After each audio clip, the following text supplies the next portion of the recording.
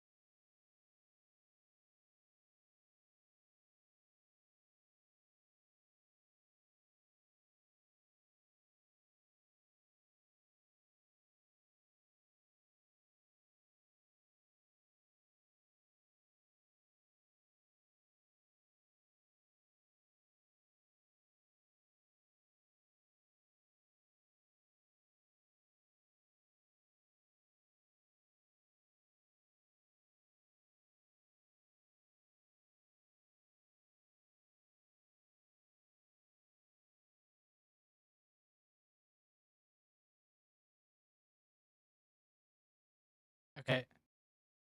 Welcome back. Hold on, let me see if I can do this right. What's up, y'all? Today we're gonna be doing another reaction video. This one actually I'm really excited for. This is the first reaction to the iceberg, the disturbing Nickelodeon iceberg. That's what it's called. So let's see how this one goes. Hopefully this one actually looks good. I don't know. I know there's a lot of back then at least Nickelodeon was very suspicious. Like they used to. I know there was a lot of people coming out saying that there's a lot of not gonna say the actual word, the PDF. You know, 30 people, and you know that there's a children. I'm not saying too much about that, but let's find out. If you guys want to see more of this, hit the like, subscribe, and this. So I'm pretty sure all of you have probably seen the huge trend of iceberg videos. You take the concept of the tip of the iceberg and you put it in a more literal sense. We go past the tip of the iceberg, go down to the obscure, the deep, depressing, dark depths of Nickelodeon. Hidden behind that orange foot is some disgusting, deplorable things. I mean, even the foot itself is a little bit disgusting as well, if you think about it. Now, most of us are pretty aware of a lot of Nickelodeon controversies. I mean, we already have Dan Schneider with the whole foot situation, but there are some things you couldn't even possibly imagine when it came to Nickelodeon. I mean, it's a huge media corporation. With huge media corporations comes really dark and disgusting things. Basically, rich people who think they can get away with everything type deal. So what I did is I researched a lot of different icebergs. See, most people kind of just take a Reddit post of an iceberg that someone made and just go down the line and read what they are. But I attempt to gather a bunch from different icebergs that I saw and kind of make my own in a more summarized fashion, where I can make sure everything I mention is at least somewhat interesting. And also try to stay away from the very well-known obscure things, if that makes sense. You know, things that are technically obscure, but it's kind of been brought to light a lot more. So I split this up into 5 tiers. Obviously, tier 1 is the tip of the iceberg, and when we get to tier 5, I just want to mention everyone, I saved tier 5 for all of the more trigger warning, depressing, hard to listen to things. So just preemptively, tier 5 is pretty dark, and they might completely ruin your childhood, but hey, that's what I'm here for. Come on. Oh God, someone please help. Oh my God, are you okay? Oh God, I haven't eaten anything in weeks. Please, can you spare a bite? Nickelodeon nostalgia thing. A piece of Nick that you definitely have seen once or twice in your life and you have fond memories of. You know, the Kids' Choice Awards with the whole slime thing, where it gave kids a chance to feel like their opinion matters. We know it doesn't. No one actually cares. It was rigged anyway, but hey, whatever. We also had the classic Nickelodeon shows. Now, these were one of my favorites back in the day. Sound like an old man when I say back in the day. But these game shows were some of the funnest game shows I've ever seen out of television. Very surprised they kind of just stopped making them, but I guess, you know, it was the 90s. It was a big boom of game shows, and then it kind of piddled out after a while. Also, you know, SpongeBob came about, and after SpongeBob came about, they kind of just said, screw everything else. But to list some of these game shows, of course, we have the more popular ones like The Legend of the Hidden Temple. What is happening with Nickelodeon now? It says nothing but SpongeBob. I don't know, but it's weird. Like, even from having like we had Drake and Josh, we had Victorious.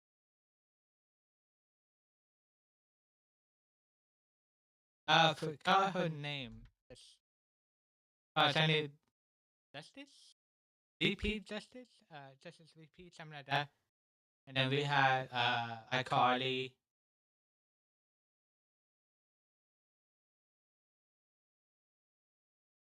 Oh, and we had all that, but that was when the peak of Nickelodeon was at. Now, all we have is just SpongeBob. Was my personal favorite when I was younger. Basically, a bunch of kids attempt to find these treasures inside a temple that was protected by Mayan guards and other obstacles and stuff. And of course, there was a gigantic talking stone face, which most people probably had nightmares of. And surprisingly enough, this show had a reboot recently in October on the CW. Now, I have no idea if this show is actually good. I haven't seen it at all, but I know that I've seen the movie. The Temple of Doom, but I don't know nothing else about. I seen the movie was not that bad. It was, I just say, it was actually very. They tried, okay, they tried. I thought that was pretty interesting. They actually re-released this show this year. And we also had Guts, which is basically just like the athletic challenge for kids of Ninja Warrior type deal. They had Double Dare with the gigantic nose that snotted everywhere. I didn't really watch that show much because snot and me just don't get along. I don't like snot. I don't know why. To be fair, slime in general always kind of rubbed me the wrong way. Then we had the more obscure game shows that weren't as popular. We had Crazy Kids, Brain Surge, Figure It Out, and a bunch of others. You know, 90s once again, huge time for game shows. We also have things like Nick at Night. You know, everybody remembers Nick at Night. It's a show that started around 9 p.m., went until 7 a.m., basically Nickelodeon's version of Adult Swim, but a little bit more sitcom-y and less weird. I mean, don't get me wrong, Adult Swim is freaking amazing, but some of the stuff is weird, obviously, compared to the sitcoms that. Hold on. Give me one sec.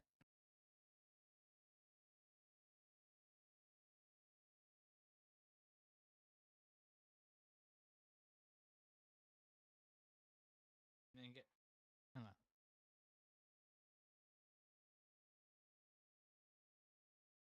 Where are you going? Sit the hell down. Bastard, this is TV.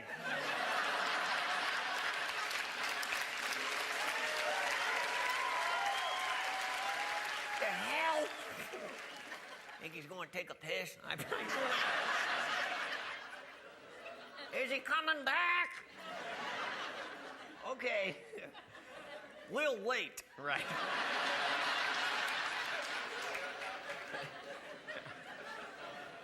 Okay.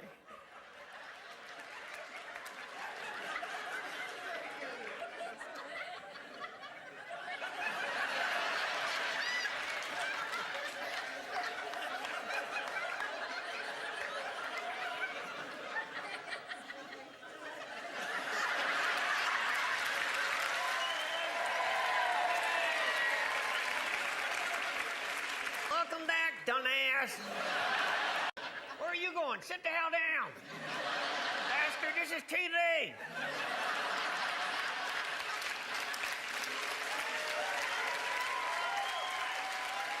The hell? Think he's going to take a piss? Is he coming back? Okay. We'll wait. Right.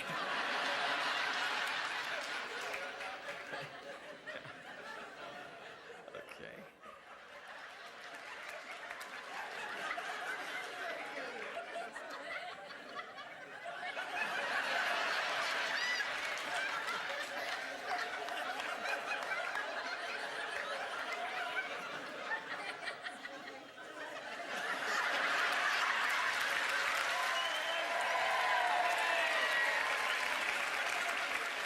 Welcome back, dumbass.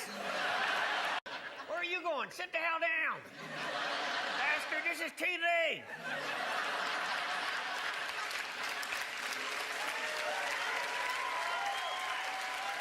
The hell? Think he's going to take a piss? Is he coming back? Okay. We'll wait. Right.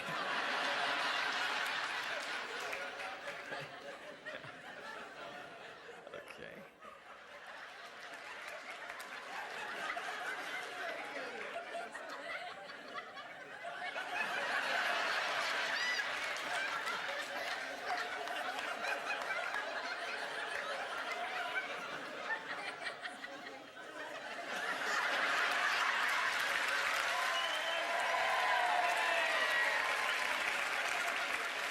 Welcome back, dumbass. Where are you going? Sit the hell down. Bastard, this is TV.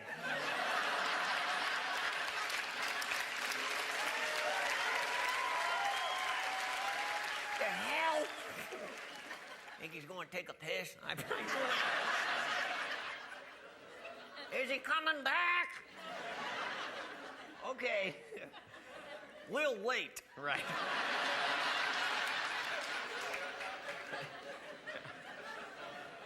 Okay.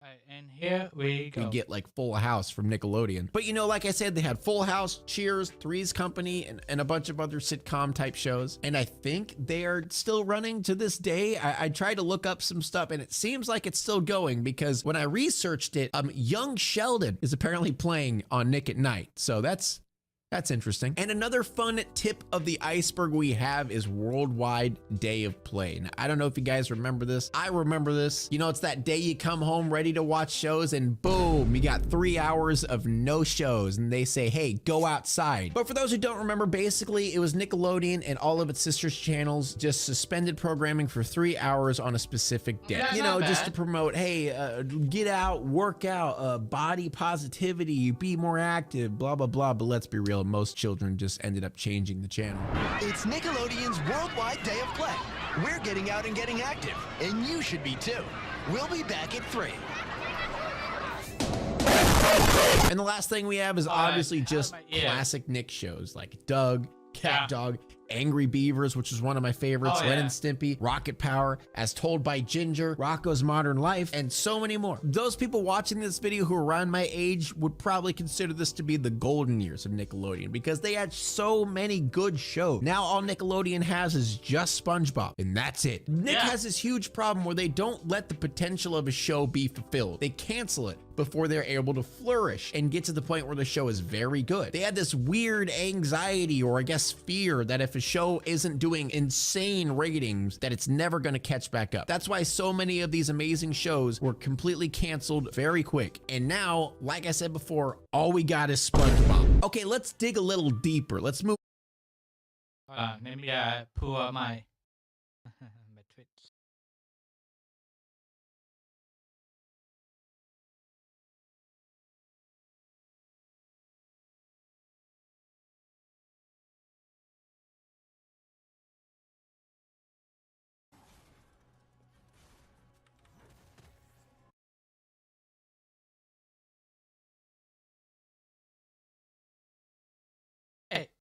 Uh, eh, down to tier 2 of the iceberg. And let's start with Snick. Now this is something I Oh, don't remember, but the Snick. logo looks familiar. Snick was kind of just like Nick's on Saturday. It says it was meant for older kids, you know, like preteens and teenagers around that time. Some of the shows that ran on there were like Rugrats, All That, Keenan and Kel, The Amanda Show, the infamous movie that scared the shit out of me and many children called Crybaby Lane. But Crybaby well, I don't remember Crybaby Lane. I know people say that that was banned because for some reason they said that it was so scary they had to ban it because it was like ghost story type, like haunted. I don't know, but I know the other ones are just afraid of the dark. That's the other one I remember. Lane something that we'll get to later. But I feel like Snick is definitely something that not many people know about or really remember. I mean, maybe I'm just too young to remember. I remember Snick. I remember watching like all that and Kale, you know, stuff like that. I Remember it, watching and it that. aired like early 90s, and it only played for a couple of hours. And we also had Oh Yeah Cartoons. Now this is actually where all of your favorite cartoons came I from. don't Oh Yeah remember that. Cartoons, basically an animated show where they showcase a bunch of different animated shorts and kind of gauge which one people like the most and end up turning those shorts into a full-fledged show, which honestly is such a smart and cool idea. Like, what happened to Nick, dude? But some of the shows that came out of Oh Yeah Cartoons was actually Dexter's Laboratory, Powerpuff Girls, Chalk Zone, Cow and Chicken, Fairly Odd Parents, and a lot more. Now, I think some of these actually ended up moving over to Cartoon Network, but I mean, they were picked up from Oh Yeah Cartoon. But yeah, it was basically like a testing grounds for a bunch of animated shorts and animated shows that people wanted to That get was a funded great and eventually idea, did get man. funded by either Nickelodeon or Cartoon Network or someone else. And next, of course, we have the Nick Resort Hotel. Oh boy, do you remember seeing that commercial? I'm like, Mom, I want to go. And then you realize, oh, we're broke. We don't have any money to go anywhere. But yeah, if you don't remember, there was a commercial that came on all the time. Am I actually live?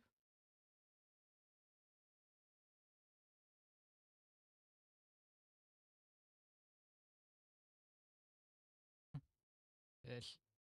Okay.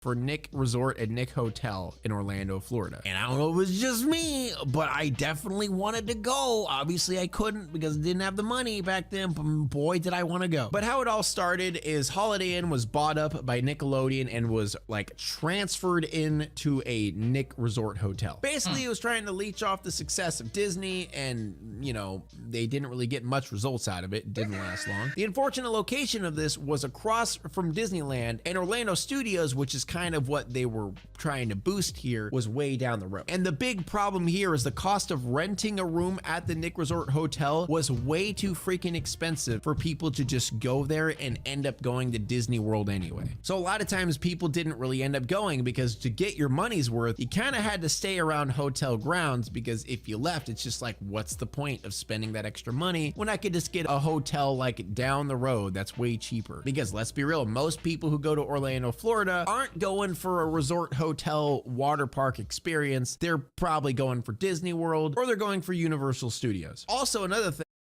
Hold on. I want to see something. Oh, my bad.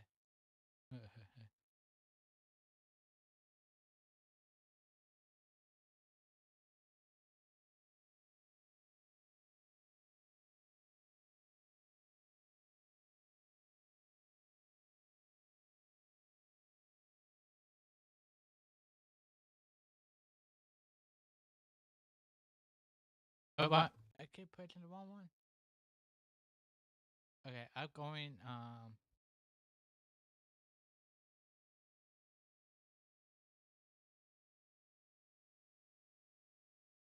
thing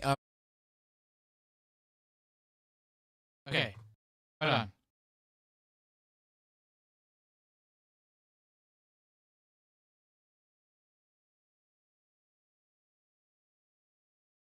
I'm looking up. How much was um Nickelodeon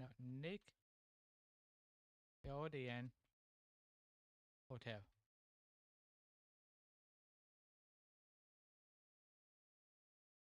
All hold on.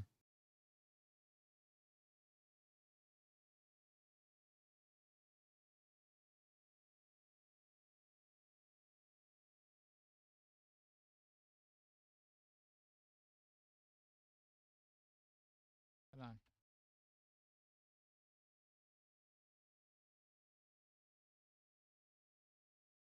Oof.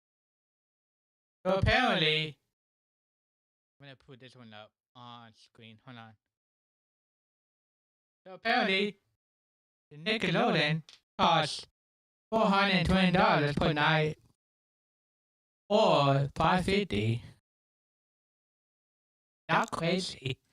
Wasn't really close to the ocean. It had no ocean view. It was really like claustrophobic. It was kind of surrounded by a bunch of buildings. Not really a nice place. And on top of that, it wasn't really well kept. They really didn't do a good job at making the rooms look nice or keeping the building up to date. It kind of started falling apart. Also, the costumes that the Nickelodeon people wore were just kind of botched and not that well done. So it kind of looked scary as shit. So obviously the resort kind of just faded into irrelevancy and never to be talked about again. Until now. All right, let's move on to a show that never aired. Well, I mean, kind of did, but kind of didn't. It was called Crash Nebula. Now, this one is more interesting than anything. It was actually a show that was a spin-off of The Fairly Odd Parents. And we all know Butch Hartman is kind of a weirdo, but at the same time, he did make Danny Phantom and The Fairly Odd Parents. But he kind of was pushing his luck with the shows that he was making and tried to push out another show called Crash Nebula. So how the story goes is there was this episode on Fairly Odd Parents that was centered around a superhero named Crash Nebula. And I actually remember this episode very vividly when I was younger because it played a lot. I don't know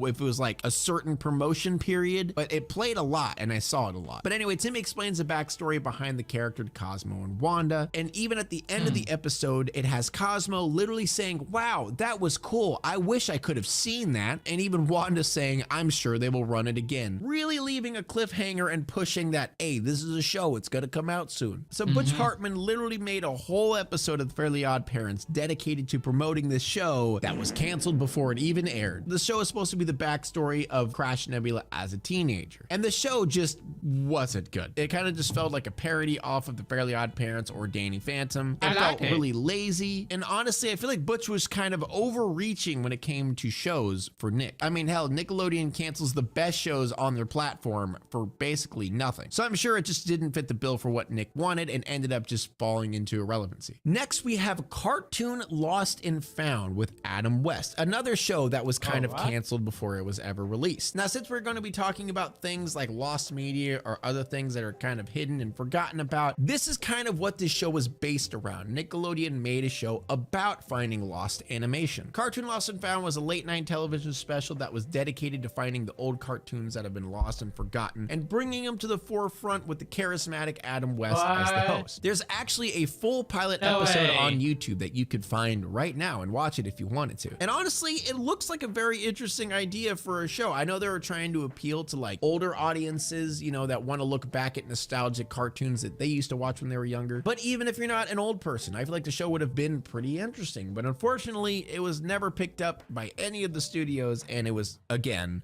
left to fade into irrelevancy. All right, let's get a little bit deeper. Remember, the deeper we go, the more obscure, darker it gets. Let's move on to tier 3. Helga's mom is an alcoholic. That's a good start. Okay, now a lot of us grew up on Hey Arnold. Let's be real. The show was great. I mean, that and obviously Rocket Power are probably one of my favorite shows back then. And maybe Rocko's Modern Life. There's a lot of them. But something I didn't really pay attention to when it came to Hey Arnold is how depressing Helga's life actually is. I mean, she was pretty much the black sheep of the family. She was a complete outcast when it came to her family, honestly. I mean, they literally have a family picture, but with Helga off by herself while Olga and her parents are just all together as a family. After her looking at it like an adult, Helga's behavior makes a lot of sense. I don't think she's a bad person at all. She just puts walls between her and other people because of the neglect she gets back at her home. But throughout the show, we always see Helga's mom lethargic, she's struggling to stay awake, or even struggling to talk, and she's always drinking a smoothie. And obviously as a child, I didn't really realize what was going on, but yes, Helga's mom suffers from depression and is an alcoholic. While at the same time, Helga's father is a workaholic who kind of seems like a very, very aggressive father. Not only that, but Olga, who is her sister, gets all of the attention and Helga just gets treated like utter garbage. Genius. Daddy,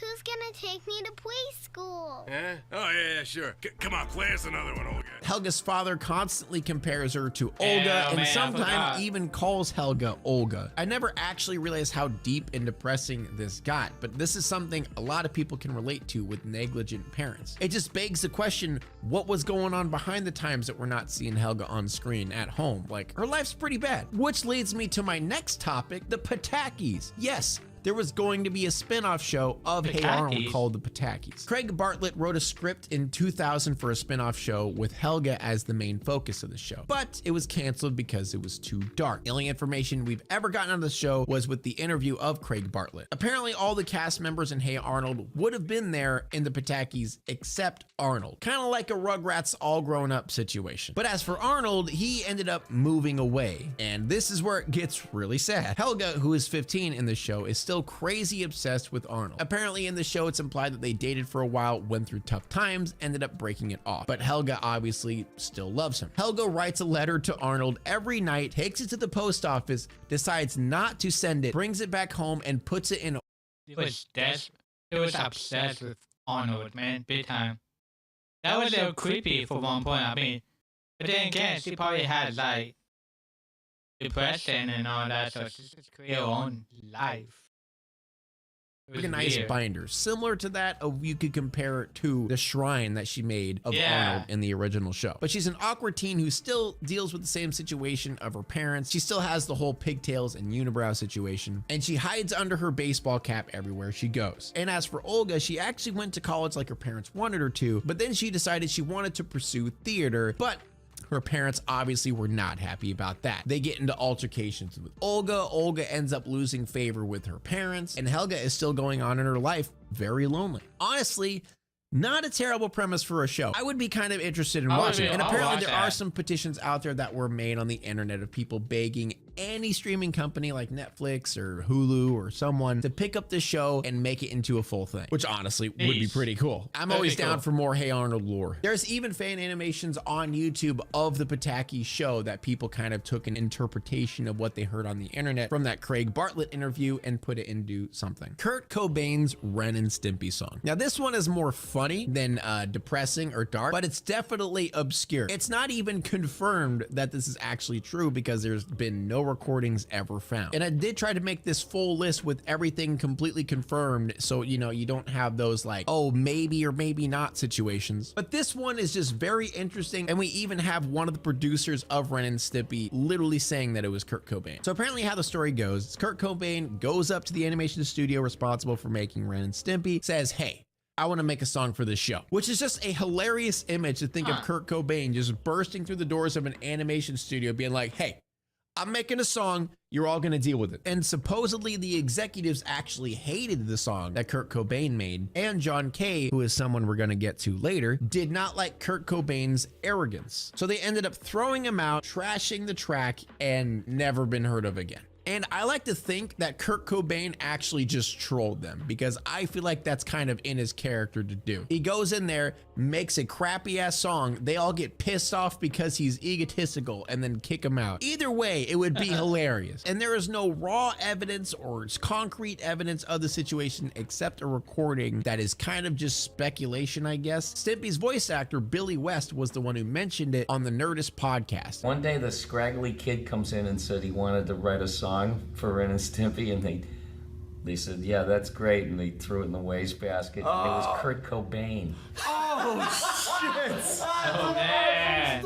Yeah. And last on tier 3, we have Bloody Gur. Now this one is both interesting and potentially creepy if you ended up seeing it on your screen. By the name alone, you would assume it's some sort of like creepy pasta made on the internet to freak out little children, but it's not. It's kind of just animators kind of trolling Nickelodeon and seeing what they could get away with. So apparently this specific drawing of Gur was created by Chris Grant, and apparently the animation crew all decided that it wouldn't fit within the show, at least Nick wouldn't let it pass. So instead they decided, hey, let's just hide it throughout a bunch of episodes throughout the season. And it kind of turned into a cool Easter egg that honestly, again, would be quite unnerving to find. But it was inserted into single frames throughout the last 14 episodes of Invader Zim. You could even see them now. You could obviously just look it up on Google and see what they are. But yeah, they're still there, and it's a pretty interesting Easter egg to have. And obviously, if I saw that as a child, I would think there's some like crazy conspiracy, dark murder behind it. But obviously, in reality, it's just animators fucking with Nick. Okay,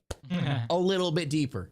Just a little bit deeper. Tier 4. This is where shit starts getting pretty weird. So let's start tier 4 with Crybaby Lane. It's actually a movie that I mentioned earlier. It was actually a horror movie that aired on SNICK, and it was a very, very adult horror movie that was definitely not meant for children. For the longest time, this was actually considered lost media because when it aired on October of 2000, many parents were very angry with Nick, and Nick ended up having to pull it pretty quick. It was so bad that Nick had to completely shut everything down, delete all information of this movie, and never speak of it again. And anytime someone asked Nick about it, they completely denied it. Nick actually covered— Hold on, I want to say. Now, little. I want to see if they actually have it. Why? Why? Hold on. Why, baby?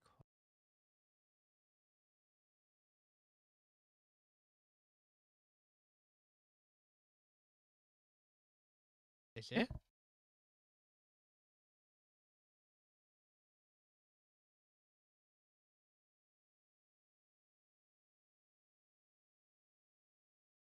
Is this real? Hold on. Oh my god, that's actually real. Hold on. But I want to see that at another time. Up so well that people started speculating it was just another creepypasta that people made up to freak people out. I mean, no one in their right mind would believe that Nick would play a movie that was insanely scary for children. But eventually someone ended up finding the movie. I don't know if they had the movie or maybe they recorded it or something like that, but it's actually completely fully uploaded on YouTube. You could actually watch it now. And this is one of those things where I might take time to make an entire video on just that movie because it is very interesting how dark it is. Super Sponge lewd images. Yeah. Okay. Now, when we think of SpongeBob, we think of this little innocent sponge, you know, happy wholesomeness sponge. Well, that's not the case when it came to the Super Sponge video game. Super Sponge was a video game made by THQ on the PS1. And, you know, it was just your basic average SpongeBob game. You got some platforming, you got collecting spatulas, you got to get a present for Patrick, that whole dealio. I didn't play the game. I just kind of looked up a summary. But some really creepy, weird things lay dormant in the game files of Super Sponge. Now, don't get me wrong, I'm sure a lot of people would find this more funny than it is creepy, but I mean, if you really put this into context, this is the game that was made for children. And then in the game files, you have an image of SpongeBob pegging Patrick, Patrick banging Sandy, and SpongeBob in full bondage. You know, I feel like this goes a little bit beyond funny sex joke territory. I mean, there's a grown adults putting these into the files of a game that is meant for kids. And ironically, this game was made by a company called Climax Group. And also, Climax is responsible for making Silent Hill. All right, Cosmo and Wanda are antidepressants. Now, this is nothing but a theory, but it's a very interesting and a pretty dark one. So this is very interesting theory out there that Cosmo and Wanda are just personifications of antidepressants. Cosmo is Zoloft and Wanda is Prozac. And the more you dig into this theory, the more interesting it gets. The whole idea is that Timmy's life, it's kind of off. I mean, his parents are kind of negligent, his teacher's constantly out to get him, and also right whenever Vicky shows up at his house to become his babysitter, that's when he gets his fairy godparents. And also how the rules work is that fairies are only there until kids don't need them anymore, which is basically kind of whenever they mentally become better or don't need to rely on antidepressants anymore. That's why you see a few other children with fairies as well, which makes it even more depressing that Timmy is the one exception that he stays with his fairies for a very, very long time, implying that Timmy needs antidepressants and is still depressed into his late 20s. And also there is a theory that Crocker, you know, the teacher who is after him to get his fairies, is just someone who is suffering from withdrawals from antidepressants. There's also another theory that makes a little bit more sense, that Mr. Crocker's actually just Timmy's therapist, and he's trying to get Timmy to not rely so much on his antidepressants because he's trying to take away his antidepressants in a way. There's a lot. I remember Very Odd Parents. I just don't remember. I don't remember it being like this depressing. Like, it makes sense now that he's actually depressed. But who knows? I mean,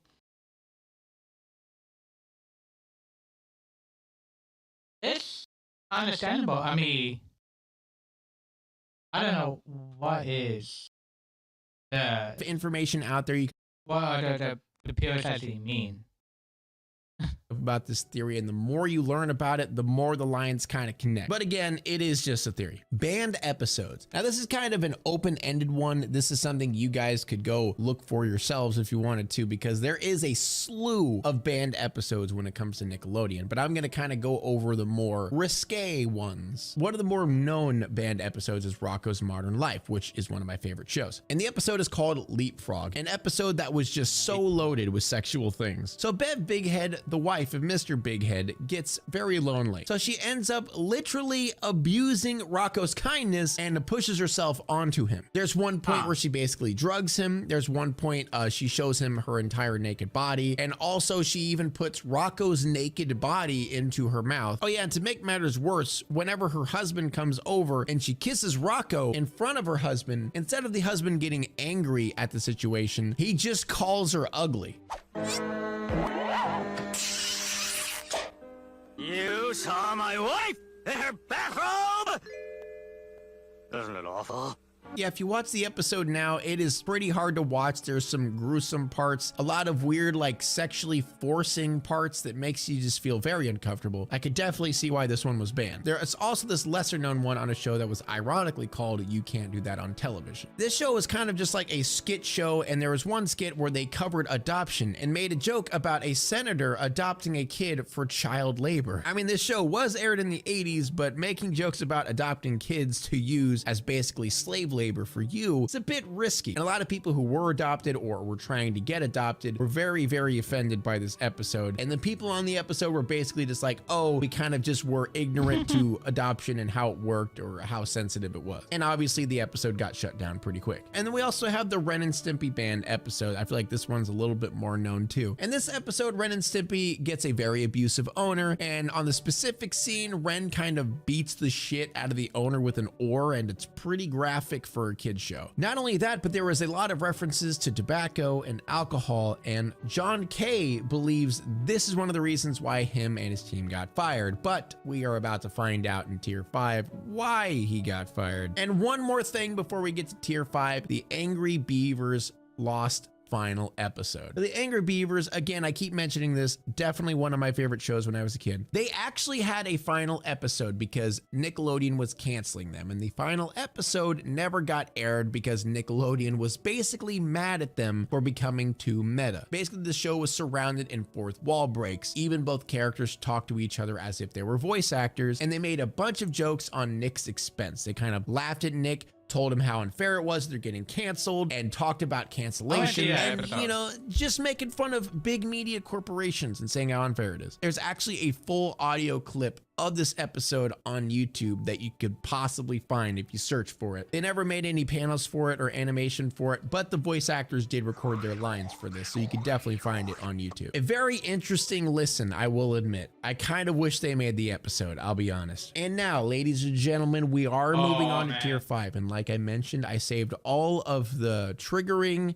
depressing, and messed up things for this one. So obviously, if you have some sensitivities to stuff like that, please be fair warned before we go. So let's start with the one that kind of ruined Rugrats for me for good. The Rugrats Storyboard Jam. Now, I don't know if you guys have heard of storyboard jams. Basically, it's the equivalent of a fan fiction, but it's actually the animators who make the show who do it. Or I shouldn't say animators, I should just say everyone. Producers, everyone alike. So how it starts is one person writes a panel, he passes it, next person writes a panel, and then it keeps going around the studio, basically until they have a full story. And everything I looked up about this, people considered this blowing off steam, because if you are a producer of a children's show, you have a lot of restrictions with what you can and can't do. So I guess people do like really adult things on these panels in order to joke around, blow off steam, blah, blah, blah, whatever. But this one was a little bit overboard, I will admit. There's a storyboard panel that was released by Steve Russell depicting some of our favorite characters doing very, very awful things.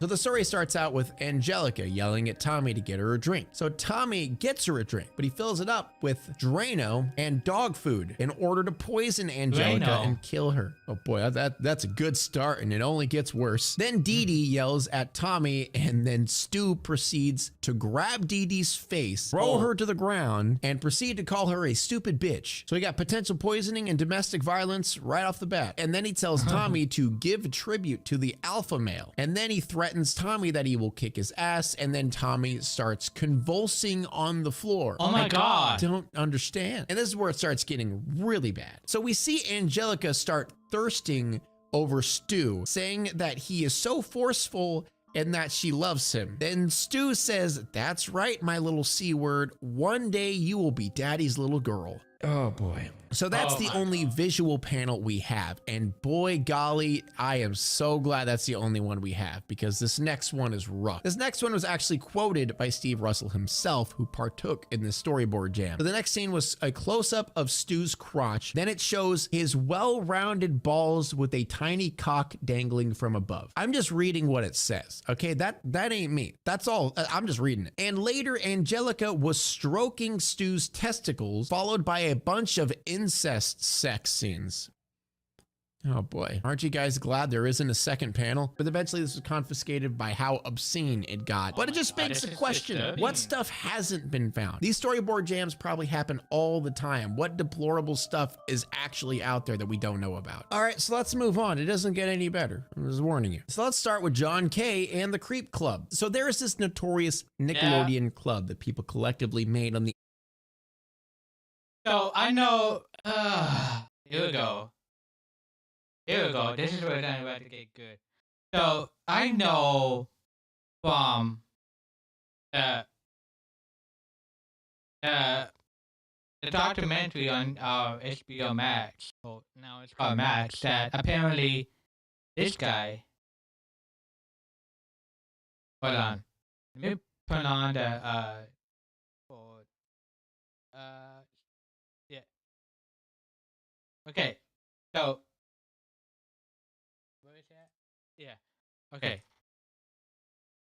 So I know this guy. He did something. Greg Bell. And they announced it, and he actually said it himself. Greg Bell.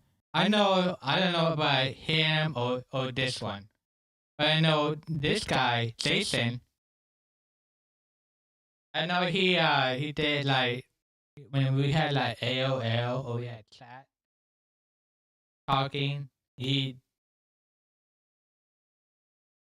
with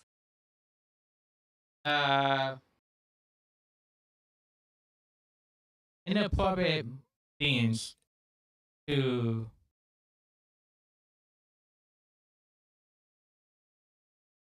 I'm not gonna say I'm not gonna say anything else about that, but I know these two. I know about them. I don't know about him, Marty Reese, and Izo Channel. I know Dan Schneider. He is the head of everything. He runs all this. That was deemed the Creep Club, full of people that were called out for child porn, pedophilia, and other deplorable things. So let's go down the list of what we have, and then are going to officially add John K to this list, because his crimes are some of the worst ones on here. Ezel Channel or Chanel, I'm not sure, a man who was hired at Nickelodeon while he was a registered sex offender. He ended up befriending a 14-year-old boy, took him to Six Flags, and let him visit the studio he worked at. Apparently, in court, the boy testified that one day he took the kid to the studio and tried to get the kid to watch porn with him, and then proceeded to do terrible things to the 14-year-old boy. I don't want to say it, but I'm pretty sure you all know what happened. He was found guilty of a misdemeanor battery and served a measly 6 months in prison. 6 months. Think about that. Huh? Isn't that just great? Next, we have Brian Peck, a man who was convicted of 2 counts of sexually abusing a child star and served 16 months in prison. And then he was charged with 8 counts of sexual abuse. I know he, In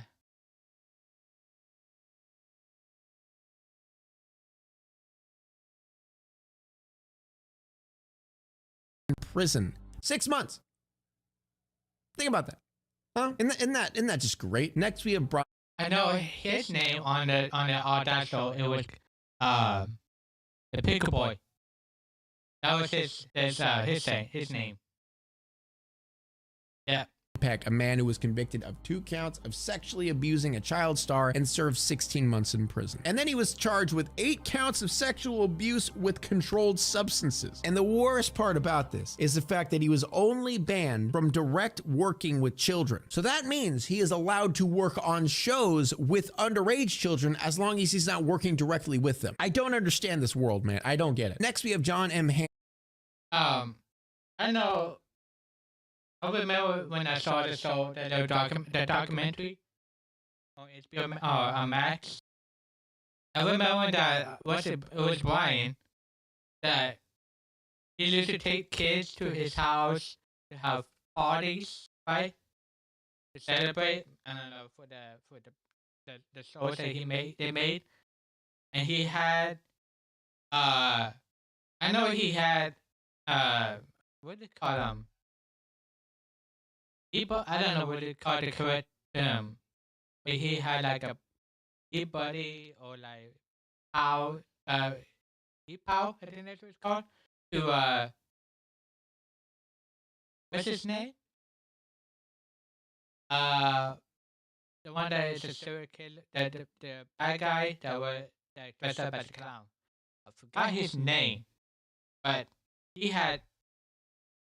Man who in his own personal journal referred to himself as a pedophile full-blown. Just cuffed the guy. Like, I don't understand. He took over 1,000 photos of girls at an elementary school that was across where he lived. He literally used a telescope camera, spied on elementary school girls from across the street taking pictures. But not only that, at his church, he worked with 6-year-old girls. All of that while he was the production assistant at Nickelodeon, which obviously gave him even more opportunity to be around children more often. The man finally got caught when he exploited 2 girls who desperately wanted a career on Nickelodeon, and he kind of sexually exploited them for that, and they were underage. He was only sentenced to 6 years in prison, and the only reason why his case is so important is the fact that it reached the media's ear, and this is when Nick's finally like, okay, let's put our foot down a little bit. You know, the media's starting to sniff around, you know, thinking that we got pedophiles.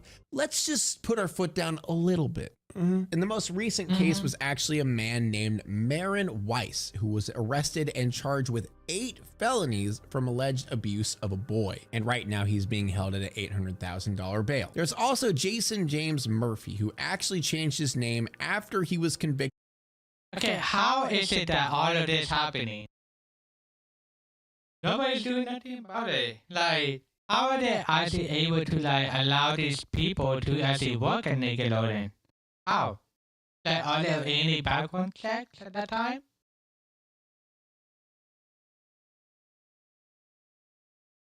Child molestation and abduction 15 years prior. And all that time, he's working at Nickelodeon, just chilling out with child actors under a different name. Oh boy, Nick is just full of these guys. So let's move on to the guy of the hour, John K. The man who I've mentioned a few times throughout this video. He's actually the man behind Ren and Stimpy. There's a lot of detailed videos on the internet about this man if you want to know the whole story, because a lot of this stuff is coming out somewhat recently. But the summary of his whole situation is that he hired a girl intern who was a 13-year-old aspiring to be an animator who looked up to John. And throughout her time working with him, he groomed her, sexually abused her, all that kinds of stuff. Kind of treated her like a pet in a way. And when she finally turned 17, that's when they started dating, and she even moved in with him. Not only that, but John K. ended up taking pictures of him having sex with his underage girlfriend and showing it to people around his animation studio. And it wasn't just her. There were many underage girls that John sexually abused and manipulated. The rabbit hole just goes really deep with this guy. And not only that, he apparently had a very big fascination with drawing child porn and showing everyone. There's actually an interview with him on Howard Stern where he shows a character who he considered a hot chick with big cans. And then he ended it with a quote that says, "She's underage too," and then starts laughing. One of them's a hot chick with big cans and nice legs. Who drew that? You? She's underage too. Yeah, very nice. Very nice. The part where he says she's underage too is almost like a brag to him. He's literally filled with an echo chamber of people basically saying that it's fine to do this, John K. You're allowed to do this. We're Nickelodeon Studios. We're millionaires. He's literally bragging about finding an underage girl attractive. And when John K. apologized, his way of saving his own ass is blaming all of the things he's done on his bipolar disorder. Not sure, but I don't think bipolar has anything to do with being interested in children. And the next one we don't have to mention too much, Dan Schneider. We gotta mention him. I don't even consider him to be on the last tier of this list, but there are so many things about him. And the biggest... I'm hold on. Oh boy. I know this is not gonna be a good time to say this, but I mean the only thing I like him in was in Good Burger when he played the manager. That's the only thing I liked him in. When he played the manager in Good Burger, Dan Schneider, that's the only thing I liked him in. Anything else, I don't like him. The strangest thing when it comes to Dan Schneider is the fact that everyone stays silent when it comes to him. I mean, most people know about the foot thing. If you look through the catalog of Nickelodeon shows and all of the feet scenes that Dan Schneider has his paws on, and also the foot of Nickelodeon can be pretty sussy as well. But it's the fact that Nickelodeon fired him after people started accusing him of all these things and started connecting the dots on the whole gross stuff he's doing with the shows. Yeah. And I think the reason Dan is definitely one of the more known and the worst out of the bunch is the fact that he put these disgusting, weird fantasies out on the big screen for everyone to see. Anytime someone watches a show that has a foot in it on Nickelodeon, they're gonna get uncomfortable. But the really weird part about this is when he was fired in 2018 from Nickelodeon, Nick made no statement on it. Every time you ask Nickelodeon about it, they keep their mouth shut. So no one knows what's going on with Dan Schneider and what the skeletons are in his closet. And last, but definitely not least, we have a very dark case, the Invader Zim inspired murderer. So Scott was a kid that was convicted of murdering his neighbor in a very, very graphic manner. Now, a lot of people obviously are probably going to write this off as blaming media for people murdering people. You know, the whole joke of, oh, games cause you to kill people, movies, violence cause you to kill people, that whole thing. But what Scott apparently did is he broke into her house, bludgeoned her, and eviscerated her, apparently pulling out her organs and other pieces of her body as well. And the reason that this is somehow connected to that's, oh my god, this dude needs to get, you know, the one needs to be like gone, okay? Dark Harvest episode of Invader Zim. That episode obviously is about Invader Zim stealing an organ from each student in the school in order to be more human. I've talked about it on my channel. You guys have probably seen it before. But the reason it was brought up in court is the fact that Scott's girlfriend testified that he was curious about how the human body would function without an organ. And even when being shown the images of what he'd done to his neighbor, he was more interested in his work and what was going on with her body rather than caring that someone died. So let's be honest, no one really knows if he was inspired directly by the Dark Harvest episode of Invader Zim, but the fact that there is any connection whatsoever, and it was even brought up as a point in court about it, it's scary to think about, you know? So there you have it, ladies and gentlemen, my own custom iceberg video. I'm sorry that a lot of this probably ruined your enjoyment of Nickelodeon or Nickelodeon shows. And if you guys have anything that I may have missed or that's very obscure that I could talk about later, please let me know, because I realize I missed a lot of things. There are so many different lists out there. I went through as much as I could and just picked out the ones that I found interesting. I mean, obviously this is an iceberg video, but at the same time, there's still a lot of things out there that we have no clue about. So once again, thank you guys so much for watching this video. If you like this video, please subscribe. If you like this video, please like the video, because that makes sense. If you like it, then you should like the video. Please comment, follow me on Twitter, Instagram, Twitch. Okay.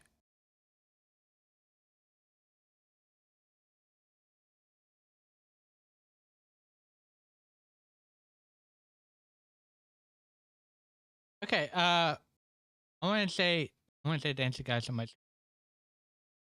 Kasi, hinay. What?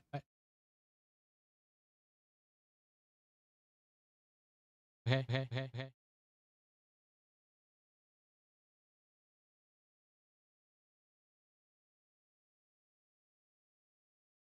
But yeah, I want to say thank you guys so much for coming to my stream. Really appreciate it.